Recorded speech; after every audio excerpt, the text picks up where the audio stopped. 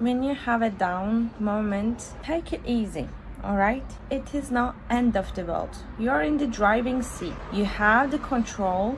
You can turn right or left or just stop. Get some gas from the gas station. If you need some fuel, do whatever you need. Get back in the game, in that frequency again. Just sitting here and talking about your negative experiences or what happened before or how you betrayed yourself or how you think you betrayed yourself is not going to help. If you go to the gym today and stay 5 hours, it's not going to help you. You can't punish yourself. Heal that version. It's again a shadow, a past version. It shows you something, right? You need to work on it. But first, you need to heal it. Connect with her again. Why did you want this? Why did you do this? What are you trying to show me? If you feel bad about yourself, tune into that and ask yourself why you feel this way and how you can change it. It's not only why, but you need to ask how. Third step is to do that how. You need to let your past versions go. It's not only shadow. If you want to become a new, better version of you, you need to let that version go. The old version go.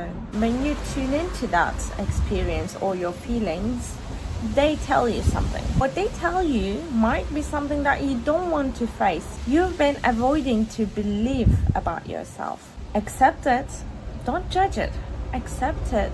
Heal that version. Forgive and ask for forgiveness if this is what you need to do. That is going to take you to the next level. Do the homework and then apply whatever comes out from that work. Saying no is a must. It's non-negotiable. You need to say no to your past version. You need to say no to some experiences, as well as everything in your current life that doesn't align with your true self. In the sea, you're drowning and you get to the ground and your feet touches the ground. You have no air left in your lungs. You let your ego and your past version go because you're dying. You need to get lighter, right? You need to get rid of all that baggage. Touch your feet ground with your last strength. Push it.